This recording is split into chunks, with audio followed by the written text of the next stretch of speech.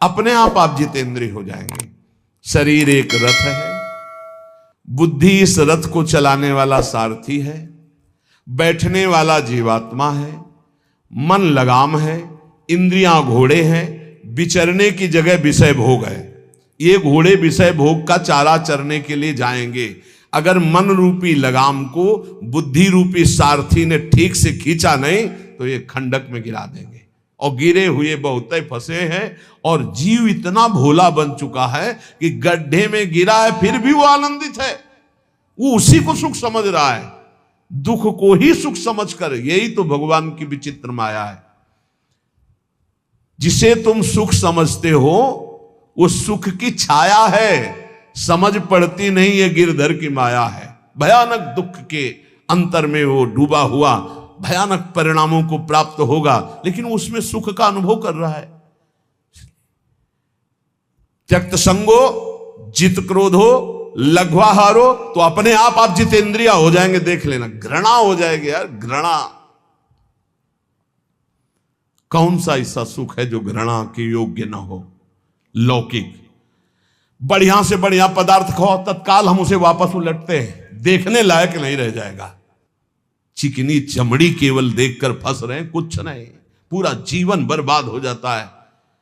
धर्म के लिए तो सेवन करने के लिए ठीक है, बकाया भगवत प्राप्ति के लिए जितेंद्रिय चलो, ठीक से चलो।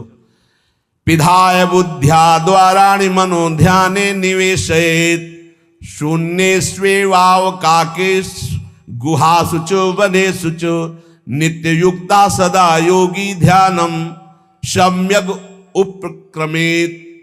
श्री दत्तात्रेय जी महाराज कह रहे हैं, बुद्धि को परमात्म चिंतन से इतनी बलवान बनाओ कि अपनी इंद्रियों के द्वारों से घसीट कर उसे भगवान में स्थित करो। हर इंद्रिय द्वार बंद, अंतर्मुख इंद्रियों को करके परमात्म चिंतन में लग। शून्य स्वेवावकाशेषु, एकांत स्थल में कुछ देर बैठने का अभ्यास करना चाहिए। एकांत सुख मास्यताम, 24 घंटे में 48 मिनट का तो रख ही लो शांत एकांत। अपने कमरे में शयन के समय आधा पौन घंटा अगर आप निकाल पावे, बड़ा आनंद आएगा। 24 घंटे आप सेवा दिनचर्या में लगे, आधा घंटे निकाल लो या 48 मिनट शांत बैठ जाओ। बिल्कुल कोई माला नहीं, कोई क्रिया नहीं, बिल्कुल आप इस बात को देखना करके शांत बैठो। पहले बैठ जाओ। अब देखो आपका मन कहां है, तत्काल देखिए। जो ही शांत बैठे, अब है कहां? जो सामने रूप आ रहा है, चाहे वो वस्तु हो, व्यक्ति हो, स्थान हो, उसमें तुम्हारी ममता है, उससे तुम्हारा संबंध है। वस्तु, व्यक्ति, स्थान, प्रभु आ रहे हैं कि संसार का कोई वस्तु, व्यक्ति, स्थान आ रहा है? यदि कोई संसार का वस्तु, व्यक्ति, स्थान आ रहा है तो तत्काल उसमें भगवत भावना करो, या वहां से हटा के तत्काल अपने गुरुमंत्र में लगाओ। शांत एकदम बैठो। अब उस समय जांच करो कितनी बार किसका रूप आया। प्रभु का कितनी बार आया, संसार, और जिसका जितनी बार आए उससे अधिक नंबर देखिए कि 5 बार तो उस पुरुष का आया, 5 बार उस स्त्री का आया, और एको बार प्रियाजू का नहीं आया। इसका मतलब अभी प्रियाजू में हमारा मन नहीं लगा, अभी यहां स्त्री पुरुष में, वस्तु में, व्यक्ति में, स्थान में लगा। जांच करो और हृदय में पश्चाताप करो। धिक्कार है, इतना समय हो गया, एक बार भी प्रियालाल का रूप नहीं आया। यही सांसारिक रूप आ रहे, ये सांसारिक वस्तुएं आ रही। धिक्कार है हमारे मन को, धिक्कार है हमारे जीवन को। ये हम आपको आंतरिक बात कह रहे हैं। पूज्य भाई जी महाराज, जिस समय मन को धिक्कार दिया जाता है, जलन होती है। जब जलन होती है तो निर्मल होता है, निर्मल होता है, निष्पाप होता है, मल भस्म होता है। जो ताप अंदर मन में होता है प्रायश्चित का, उससे। अब बार बार सामने आपको जो गुरुमंत्र मिला है उसको लिखिए। कोई माला नहीं, बहुत आराम से, कोई जल्दीबाजी नहीं। 1 मिनट में 1 बार लिखेंगे। यहां कोई संख्या हम नहीं बोल रहे, यहां कोई आपको नहीं कि 108 बार करना है कि 50 बार करना, 5 बार करो केवल। हम कह रहे 5 बार आराम से लिख रहे, शांत बैठे, खूब आराम से बढ़िया रा बहुत बढ़िया, धा, राधा, राधा, रात। आप देख लीजिए, अब ये भाग जहां रहा है, पकड़ो कहां भाग के जा रहा है। इस वस्तु से क्या संबंध है, इस व्यक्ति से क्या संबंध है, कितनी बार इसको छुआ है, देखा है, भोगा है, मिले हैं, सूंघा है, कितनी जन्मों में। धिक्कार तुझे मन, जो तू राधा नाम को छोड़कर, प्रियाजू के इस अमृत में नाम को छोड़कर भाग रहा है, फिर उसे लाओ नाम में, फिर लाओ नाम में। आप देखिएगा एक दिन उसी रा और धा के बीच में प्यारी जो और प्यारे जो मुस्कुराते दिखाई देंगे। देख लेना, एक समय 24 घंटे में ऐसा निकालो जिस समय आप अपनी अंतःकरण की वृत्ति को बार बार बाहर जाते हुए घसीट कर अंतर में लगाओ। हर समय साधन में लगे हो, लेकिन एक समय इतना साधन कर, जो गृहस्थी में हम कह रहे हैं 10 मिनट शुरू करो भाई, 10 मिनट से 10 मिनट शांत होकर बैठ जाओ। 10 मिनट बैठने में क्या परेशानी, उस समय जांच करो, जहां जहां मन जाए वहां से हटाकर नाम में लगाओ। बार बार सुंदर स्वर्णिम अक्षरों से नाम लिख रहे, रंग बिरंगे अक्षरों से, रा और रंग से, बड़ी आ की मात्रा और रंग से, धा और रंग से, बड़ी आ की मात्रा और रंग से, ऊपर के ऐसे खेलो, मन को खिलाओ, राधा नाम में खिलाओ, डुबाओ इसमें। आप देख लेना, हमारी बात को समझ लो। केवल ये वो बात कह रहे हैं जो आपको प्रियाजू के रूप के ध्यान में डुबो देगी। यही राधा नाम रूप प्रकाशित करेगा। तेरो रूप कहे त नहीं आवे, सी हरिवंश कछुक जस गावे, वो रूप ये प्रकाशित कर देगा। तो कह रहे शून्य स्वेवाव काशेषु, एकांत स्थान में जहां आपको विक्षेप न पड़े। ऐसी वृत्ति के समय अगर आपको कोई शोरगुल सुनाई दे रहा हो, आपका अभ्यास दृढ़ नहीं, तो एक रुई को ऐसे कपड़े में करके, महीन कपड़े में 2 बना लो, ऐसे लगा लो, कान में लगा लो, आवाजें नहीं जाएगी। अब ध्यान करो, देखो साधन की प्रणाली। और जब अपने साधन की बात होती है ना, तो आप हजारों अलग अलग आवाज करो तो हमें बस इतना समझ में आएगा कि चिड़िया चहचहा रहे हैं, आवाजें निकल रही, बस हमारे लक्ष्य में कोई अंतर नहीं पड़ने वाला। और अगर डूबना हो गया तो आवाज भी खत्म, श्रवणेंद्रिय होते हुए भी शोरगुल नहीं सुनाई देगा। पर प्रारंभिक दशा में ऐसा चाहिए।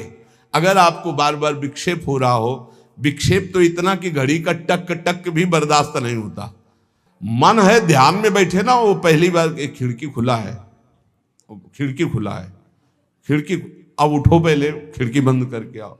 ये इसको बैठते ही देख लो कि कोई ऐसा प्रश्न तो नहीं कर रहा कि अमुक कोई बात हो, उसको निपटा दो पहले।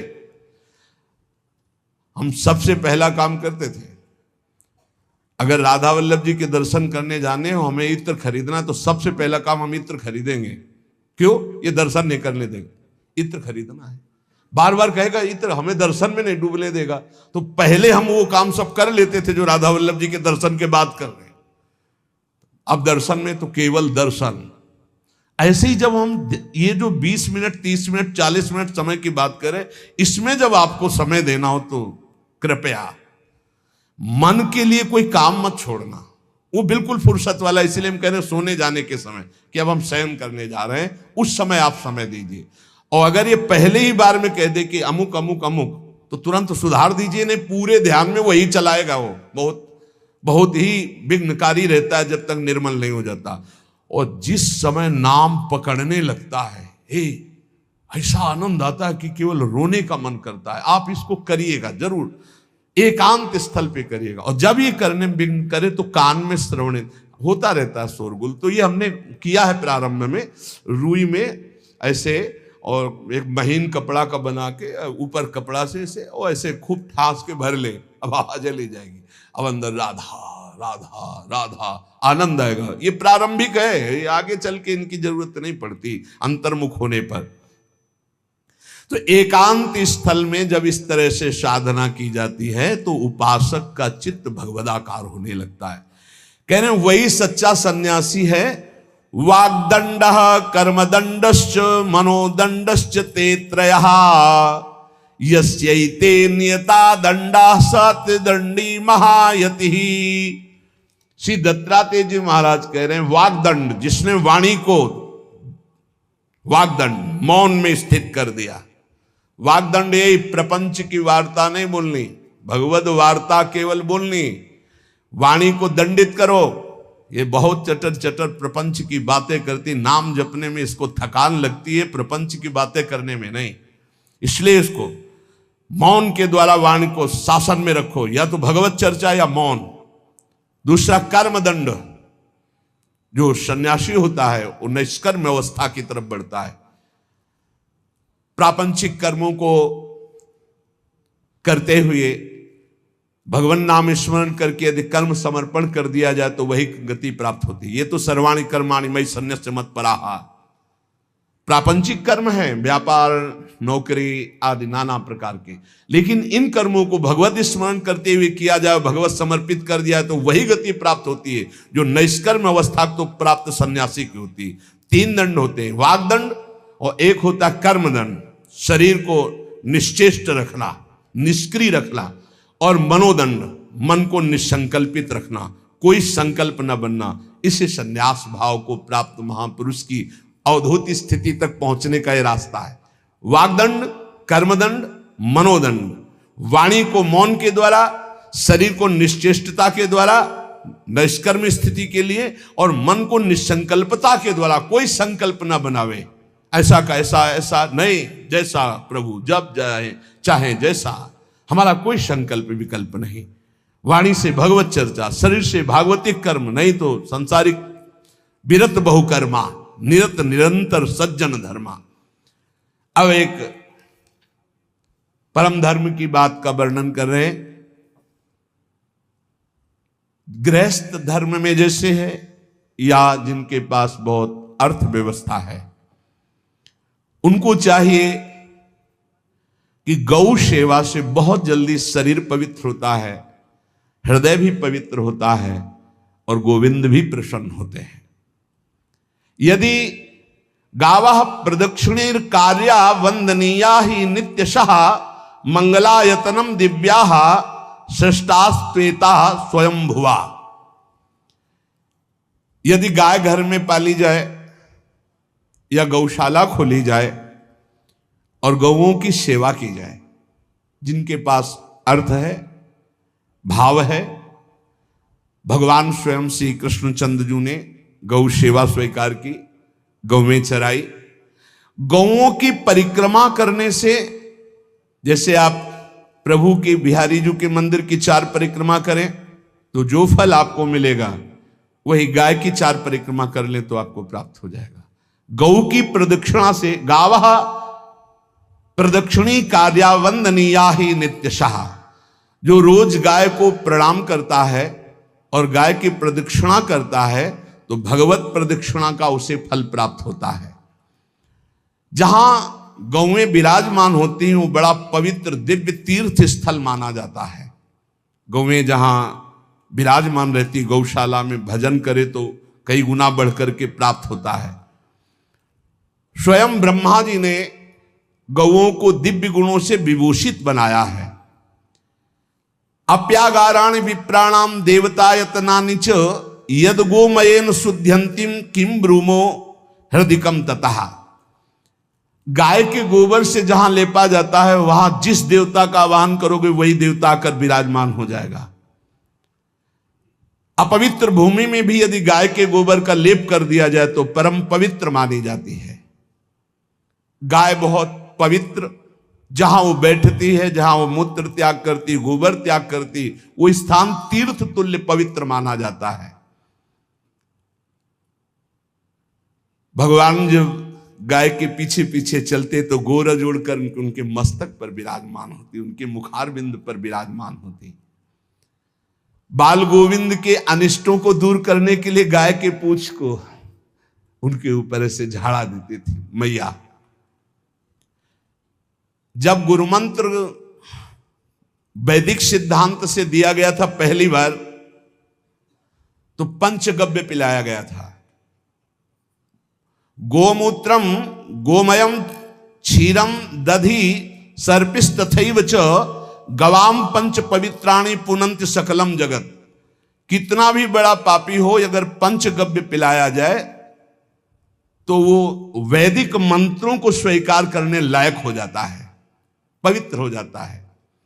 पंचगव्य में 5 चीजें गाय की होती है। गाय का मूत्र, गाय का गोबर, गाय का दूध, गाय का दही और गाय का घी, ये पांचों मिलाकर पंचगव्य पिलाया गया था। पहली बार जब वैदिक मंत्र दिया गया था तो पंचगव्य बनवाया था गुरुदेव भगवान ने सन्यास, और वो पिलाया था। ये पंचगव्य पिलाने से अपवित्रता का नाश होकर पवित्रता का संचार होता है। इसलिए धन्य है उनका जीवन जो गौ सेवा परायण है भगवत भाव से, गाय में साक्षात भगवान का भाव रखकर गौ सेवा करते हैं। त्रिषिता गौर गृहे बद्धा गेहे कन्या रजस्वला देवशास्त्र सन्निर्माल्य हंति पुण्यम पुराकृतम। यदि घर में गाय बंधी है और भूखी है और प्यासी है तो तुम्हारे सारे पुण्य नष्ट हो जाएंगे। अगर घर में रजस्वला कन्या बहुत काल तक है और उसका विवाह आप नहीं कर रहे हैं तो आपके सारे सुकृत नष्ट हो जाएंगे।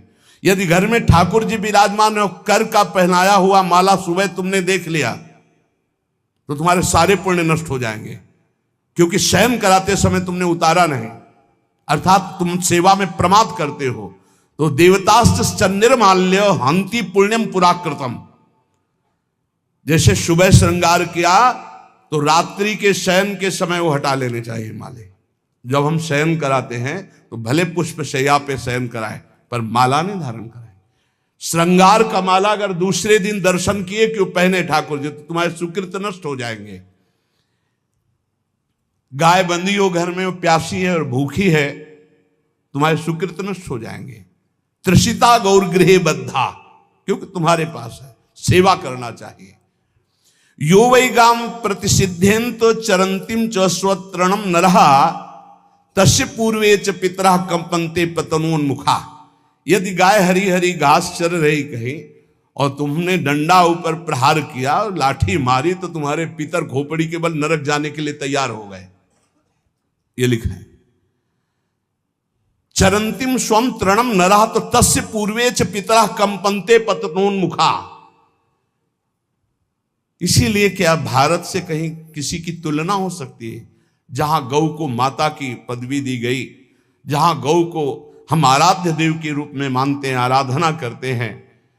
गौ रक्षा, गौ सेवा, ये बहुत बड़ा इसमें छुपा हुआ है। स्वयं भगवान अवतरित होकर गौ जब गाय के रूप में पृथ्वी रमाती तो भगवान का अवतार हुआ है।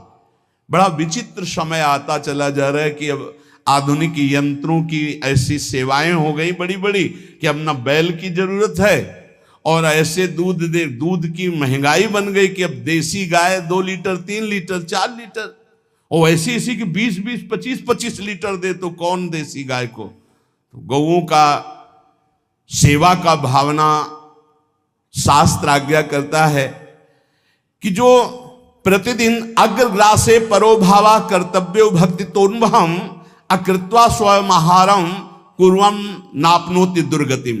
जे ही तुम्हारे गृहस्थ में घरों में पहले होता था, अब तो भगवान जाने, जे ही पहली रोटी तवा में गई तो वो निकाल करके पक्की रखी जाती थी गौग्रास के लिए, पहला रसोई में। तो इसमें लिखा प्रतिदिन स्वभोजनम, पहले स्वयं भोजन न करके गाय के लिए ग्रास निकालना चाहिए। तो जिनके पास अर्थव्यवस्था जो गृहस्थ धर्म में है या जिनके पास अर्थ है, कुछ रोज 1 रुपया निकालो। हम कह रहे रोज निकालो तो महीने में 30 रुपया होते। 30 रुपया में एक गाय को हरी घास तो एक टाइम पवा ही सकते हो ना, बहुत नहीं है तो 1-1 रुपया निकाल के अगर एक गाय को चारा दोगे तो एक बार का भोजन तो हो ही सकता है। 30 रुपया में हरी घास जाकर के उसके एक बार तो पवा दोगे ना। अग्रग्रासे परोभावा कर्तव्य भक्ति तोन्वहम, भक्ति पूर्वक गाय को 1 ग्रास भोजन में 1 रोटी तो निकालना चाहिए गाय के लिए, ऐसा शास्त्र आज्ञा कहता है। जो ऐसा करता है तो अकृत्वा स्वयमाहारम कुर्वन् नाप्नोति दुर्गतिम, अपने आहार से 1 रोटी निकालकर गाय को देता है और स्वयं 3 रोटी भले पाले 1 रोटी गाय को दे दी तो बोले उसकी दुर्गति नहीं होगी, अर्थात उसके अंदर भाव बढ़ता चला जाएगा वो भगवान की भक्ति में। और तेनाग्नयो हुता सम्यक पितरश्चापि तर्पिताः देवास्त्र पूजितास्ते न यो ददात गवान्हिकम, जो प्रतिदिन गौग्रास निकालता है, अर्पित करता है, तो उसको अग्निहोत्र करने का फल मिलता है, उसके पितरों को तृप्ति मिलती है और समस्त देवताओं के पूजन का फल मिल जाता है जो गौग्रास निकालता है।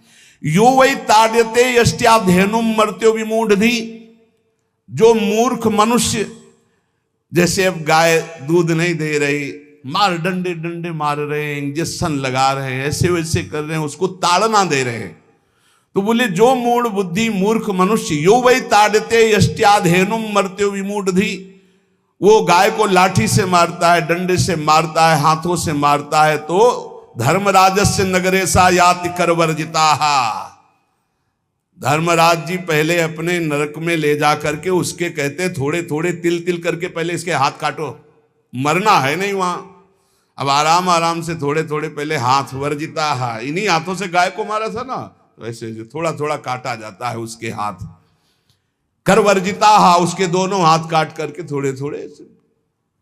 यो वै दंसान वार्यति तस्य पूर्वे कृतार्थ काहा, नृत्यंत सवादिस्मास्तरिष्यति भाग्यवान, जो गौ के शरीर को स्नान कराता है, गौ के शरीर को कीट आदि से मच्छर आदि से रक्षा करता है, और खूब अच्छा अच्छा पदार्थ गौ को, केवल दूध के लोभ से नहीं, ये हम गौ सेवा की बात कर रहे हैं, ये कि नहीं वहां 10 लीटर दूध देती तो हाथ फेरो, जब दूध नहीं देती है तो चारा भी ठीक से नहीं दे रहे, और उसके ये स्वार्थी हो, गौ सेवा का बात नहीं, वो दूध का लोभी केवल व्यापार की बात करता है। गौ सेवा का तात्पर्य है गौ सेवा, केवल खूब बछड़े को पिला दिया प्रसाद रूप से, जो दूध मिला उसका अपने सेवन की, वो बात तो अलग है।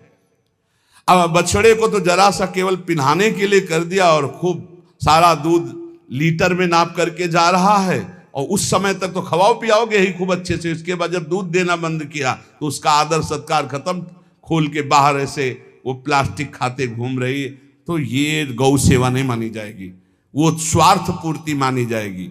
जो सदैव गौ सेवा करता है, उसके डांस मच्छर हटाता है, स्नान कराता है, पीठ में हाथ फेरता है, उसके पूर्वज जो पितर होते हैं वो नाच पड़ते हैं, उनका मंगल होना शुरू हो जाता है कि हमारे वंश में गौ सेवक पैदा हुआ, बड़ा भाग्यवान है, और वो गौ के द्वारा हमें तार देगा, ऐसा भाव। गौ सेवा हमारे सनातन धर्म में बहुत बड़ा स्थान गौ सेवा का है। पर एक बात ध्यान रखें, इन सब सेवा का फल है भगवान के चिंतन में निरंतर वृत्ति डूब जाए, हमारी एक एक वृत्ति एक एक क्षण भगवान के चिंतन में डूब जाए।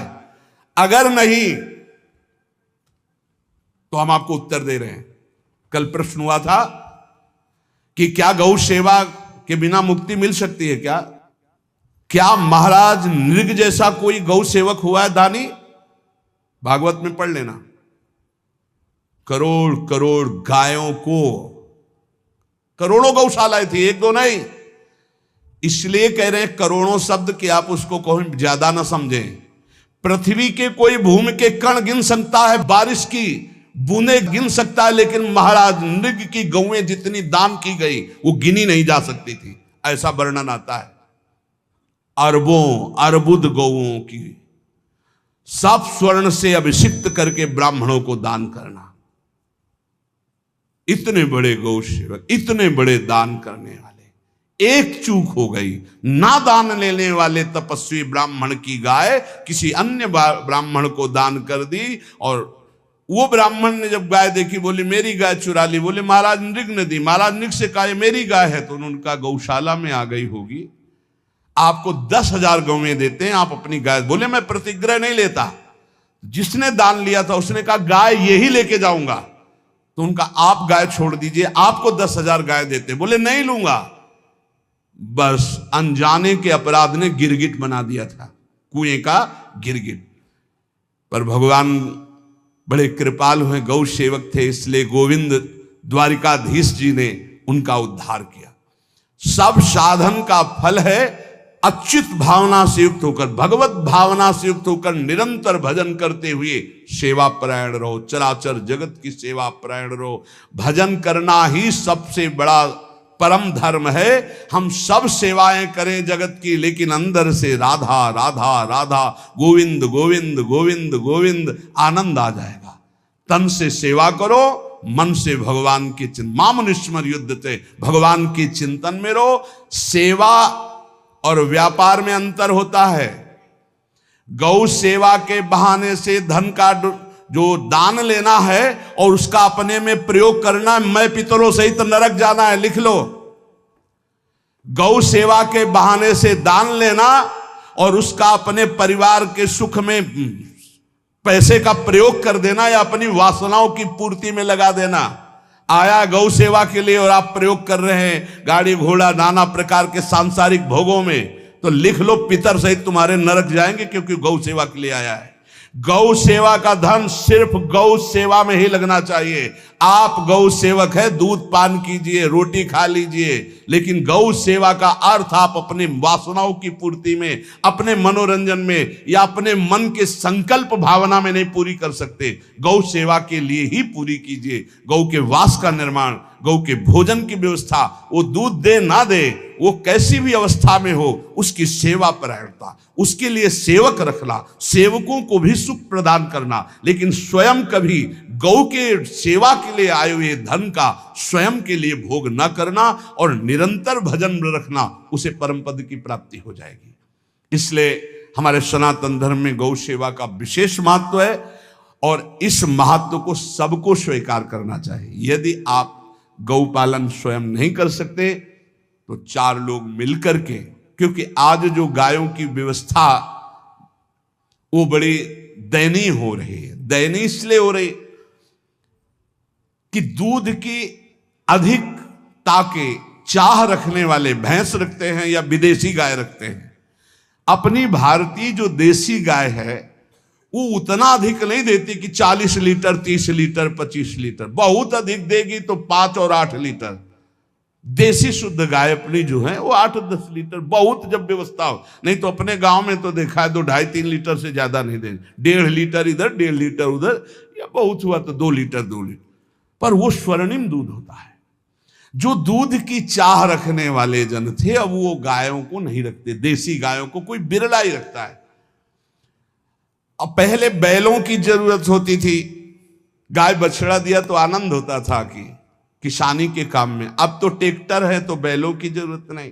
अधिक दूध के लिए अरे अब तो पशुओं की जरूरत नहीं, केमिकल से दूध बन रहे हैं, टैंकर के टैंकर। तो फिर हमारी जो गायें हैं उनकी बड़ी दुर्दशा हो रही।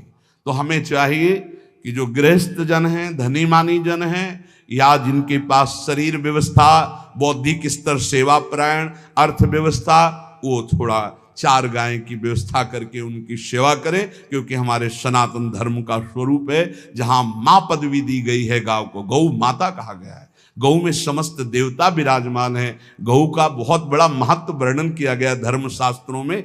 यहां तक कि जब कोई ऋषि नाराज होता था तो आगे गाय करके जाया जाता था तो क्षमा हो जाती थी, गाय को देखते ही वो क्षमा कर देते थे। बहुत महिमा वर्णन की गई है गौ की। इसलिए जिसको भी अगर नहीं अर्थव्यवस्था है तो एक रोटी तो निकाल सकते हो ना।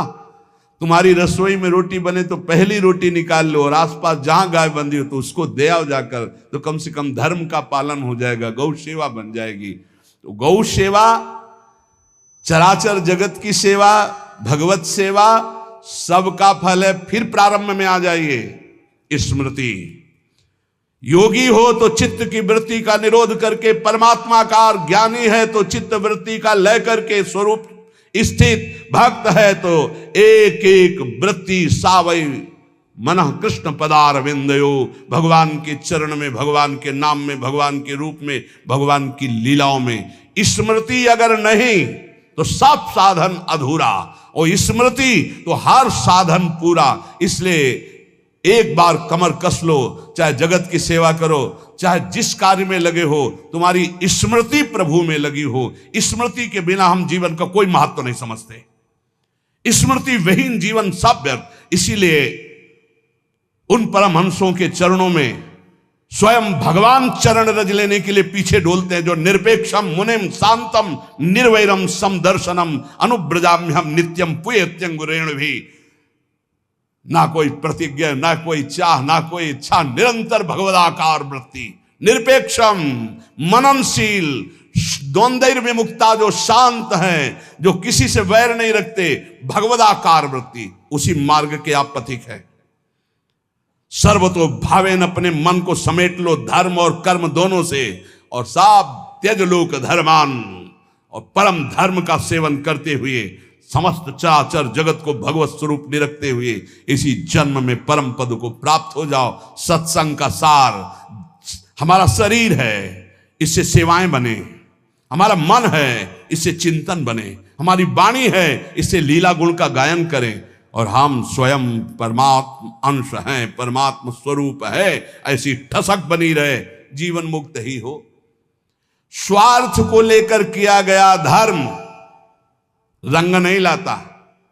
निष्काम किया हुआ छोटा सा भी धर्म परमार्थ की ऊंचाई पर चढ़ा देगा। ध्यान रखना, परमार्थ की ऊंचाई पर चढ़ा देगा। इसलिए निष्कामता सब सोहित, निष्कामति। श्री वृंदावन विश्राम श्री राधा वल्लभ लाल को हृदय ध्यान मुख नाम।